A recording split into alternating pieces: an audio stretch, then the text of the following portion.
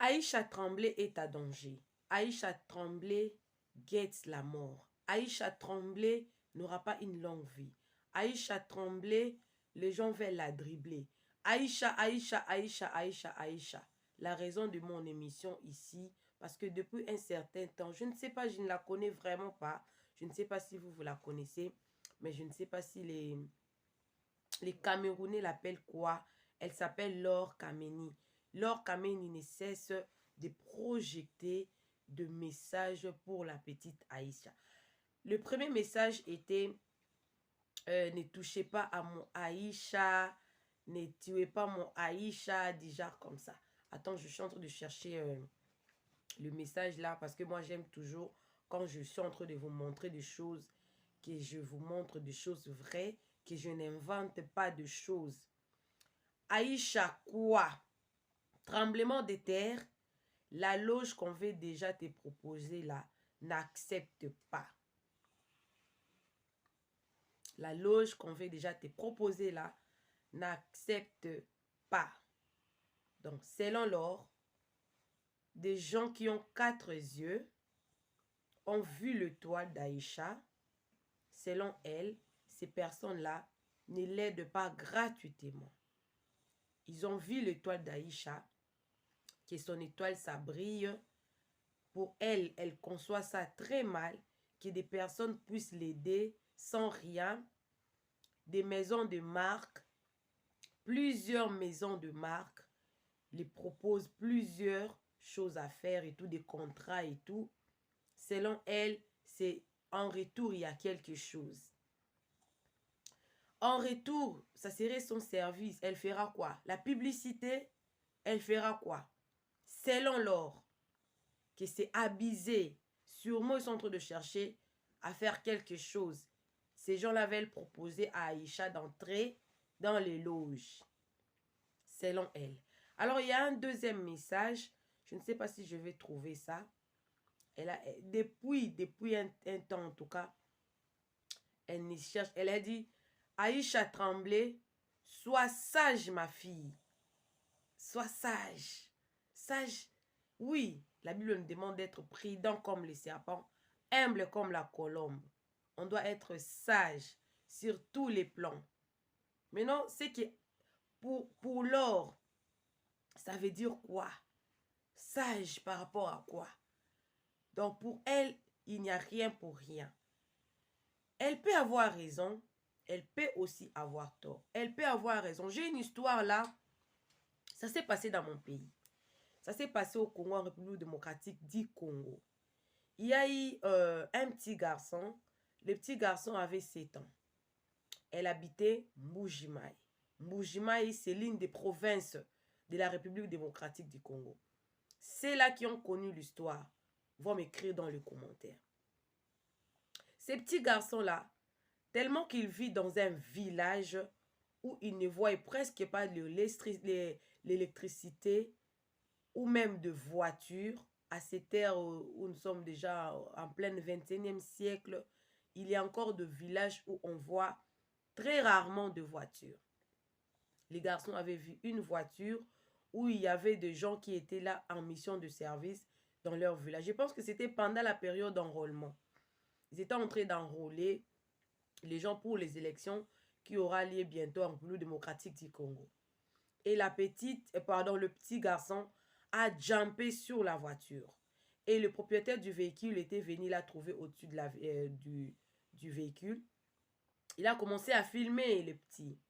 Et les petits parlaient, Bozabana Banzambe, vous êtes les enfants de Dieu, laissez-moi partir et tout. Les messieurs étaient en train de lui frustrer, lui dire un peu, on va partir avec toi, tu ne vas plus rentrer chez toi.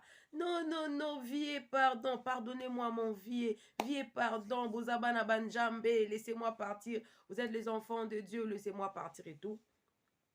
Et je ne sais pas qui avait mis la vidéo là en ligne, cette vidéo-là était devenue tellement virale. Je ne sais pas si vous connaissez les boss Abed Achour. Ces boss-là a demandé à ce que le petit-là quitte les provinces, que le petit-là vienne à Kinshasa. Il est venu, il a assuré à ses parents qu'ils ne vivront plus jamais au village, que désormais le petit sera installé à Kinshasa. Et le petit est allé même voir jusque le président de la République. Et demandez-moi quoi? Après quelques temps, le petit est rentré au village avec ses parents. La fin de ces petits-là, en tout cas tout le monde est dans les questionnements. Il n'a pas aimé rester à Kinshasa. Ils ont fait seulement semblant de montrer des photos, des vidéos. Qu'est-ce qui s'est réellement passé? Est-ce que les gens des loges, les gens des 4 ont vu le petit? Point d'interrogation. Si je me basais sur cette histoire-là, je pourrais me dire que toute aide n'est pas forcément une aide. Quelqu'un peut venir vouloir t'aider. Il t'aide pas pour rien, il t'aide parce qu'il veut voler ton étoile. Tu pouvais avoir tous ces bénéfices-là peut-être dans 10 ans. Et ils ont vu ça à cause d'une vidéo. Ils te proposent des choses en échange, en tout cas, de prendre ton étoile en retour. Ça peut être vrai dans les cas où Laure est en train de dire que non, la petite est en danger parce qu'il y a plusieurs personnes qui sont dans les loges, qui sont en train de l'inviter, de lui proposer beaucoup de choses, des contrats, et que ces contrats-là ne sont pas forcément des bons contrats. Parce qu'il y a encore un autre message qu'elle avait fait ici. Elle a dit, ne dérangez pas ma star, elle est au vert. Je ne sais pas, bon là c'était un c'est fait un bon message et tout. Tout le monde est d'ailleurs content. Mais de l'autre côté, on peut dire que nous, les Africains, pourquoi nous sommes toujours dans les histoires de la sorcellerie, la sorcellerie, la sorcellerie? Dieu même dit que l'or et l'argent m'appartiennent. Mais nous, là, en tant qu'Africains, là, on ne sait même pas être Africain. C'est le synonyme d'être dans la pauvreté où on voit seulement les mal partout. On voit seulement les mal partout. Il y a des gens qui peuvent aider sans rien. Laura a touché. Les général Makosso aujourd'hui, il est dans un grave, il est dans des critiques énormes à cause des 500 000 qu'il avait prévu pour remettre à la petite. Il y a eu même des lives qui se faisaient là sur TikTok. Même jusqu'aujourd'hui, il y a des lives qui se font sur TikTok. Déjà que Makosso ne voit pas des personnes qui souffrent dans son pays. Il ne voit pas des personnes qui n'ont pas les logements. Il ne voit pas des personnes qui sont dans des hôpitaux, qui n'ont pas l'argent pour sortir de l'hôpital et tout. Et il a vu seulement la petite fille. Quel est cet argent-là qui ne peut qu'être aidé sur l'histoire devenir virale? Et que l'argent ne sert pas à quelque chose qu'on ne voit pas ces faits-là, mais il débourse son argent. Je ne connais pas la vie de Makosso. Mais le chrétien, là, je ne sais pas sur quel Dieu nous on prie. Quel Dieu, nous chrétiens, nous prions. Nous ne prions pas un Dieu pauvre. Ça peut arriver que quelqu'un vous aide sans intérêt. Est-ce que forcément, il doit y avoir une intention de te faire entrer dans les loges ou de te voler quelque chose? Soyons un peu positifs. Changeons un peu de mentalité. Elle est en danger par rapport à quoi? Elle est arrivée là où elle est arrivée, c'est par rapport à son talent.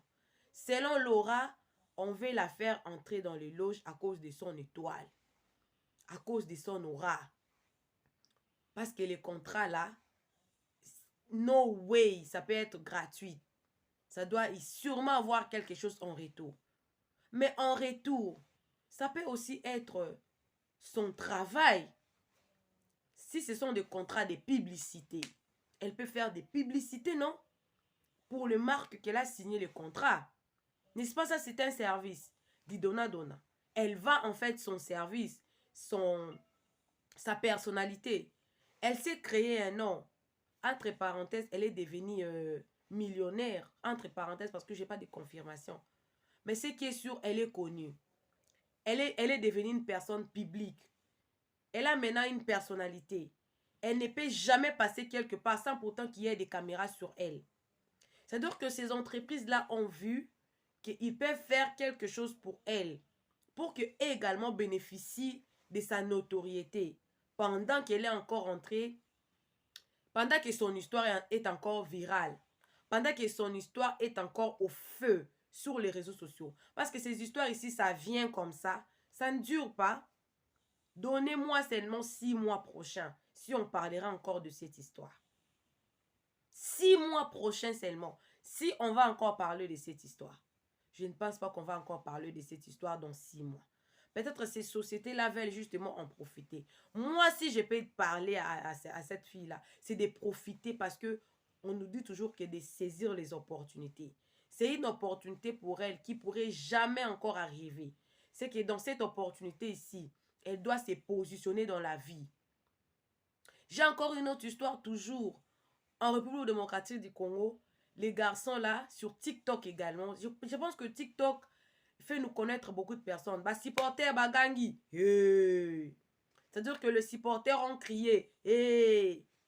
Avec ces cris-là, les petits garçons là, il a vu les ministres.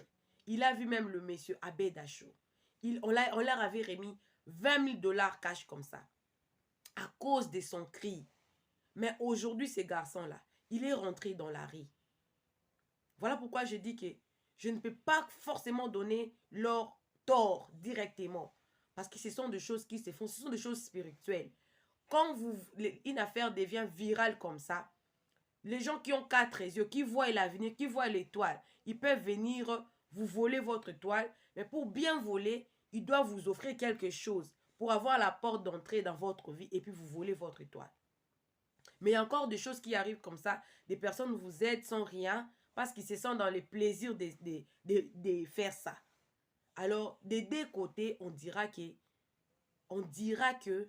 Aïcha est en danger, effectivement, parce qu'elle doit maintenant discerner, elle doit être prudente, elle doit être sage, elle doit bien gérer, parce que soit on va la voler, soit ce sera normal.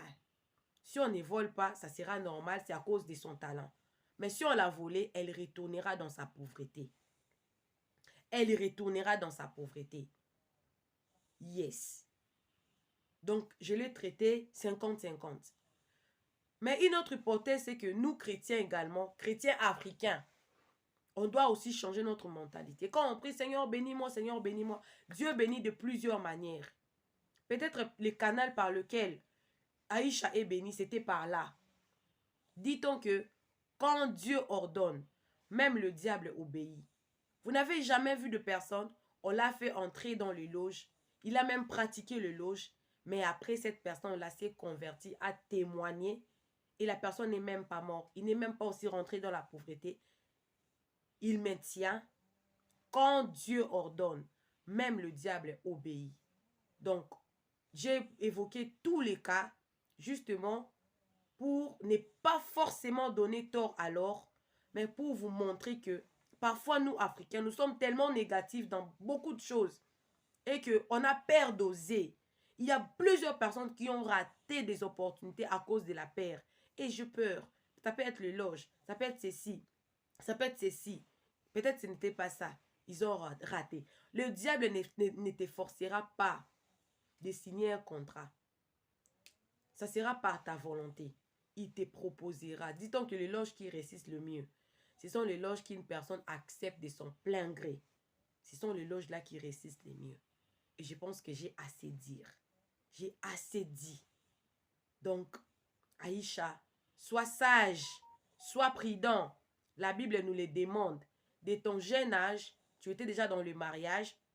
Même si ton mari est en train de pleurer aujourd'hui, que tu n'es plus avec lui à cause des voyages, que tu as décroché des contrats et tout.